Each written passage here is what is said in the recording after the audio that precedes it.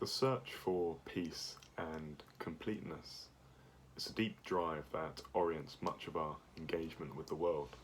It draws us towards the things and environments which we feel will satiate this drive, that we feel will complete us.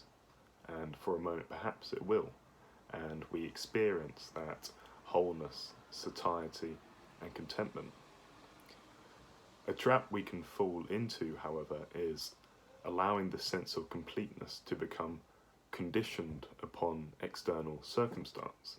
In this, our thought structures set up limiting frameworks really for when and how we can become complete.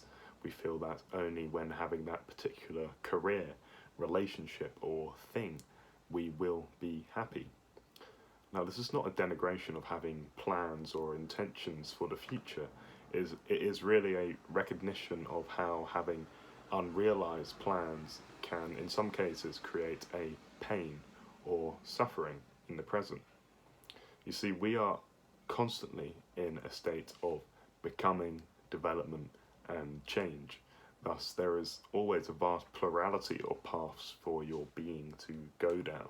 The mistake we so often fall into is conditioning our internal sense of peace and contentment to the realization of any particular path. You see, the future is inherently uncertain. You do not know what you will do tomorrow. Hell, you do not even know what your next thought will be. Notice how fickle, then, the grounds of our peace and contentment must be when they are conditioned upon uncertain future circumstance. You see, peace and contentment, they are not objects that one may acquire at some future date after X amount of meditation, contemplation or life experience. They are modes of being in the present, of relating to the here and nowness of life. Why wait for some future environment which you have perfectly arranged with all the things that you think you want, when wholeness can be realized already? Do you seriously believe that when you have all the things that you think you want, then you will have the completeness and peace of a Buddha? You know, the whole notion that peace is something to be found outside of us is the illusion that many of us slip into.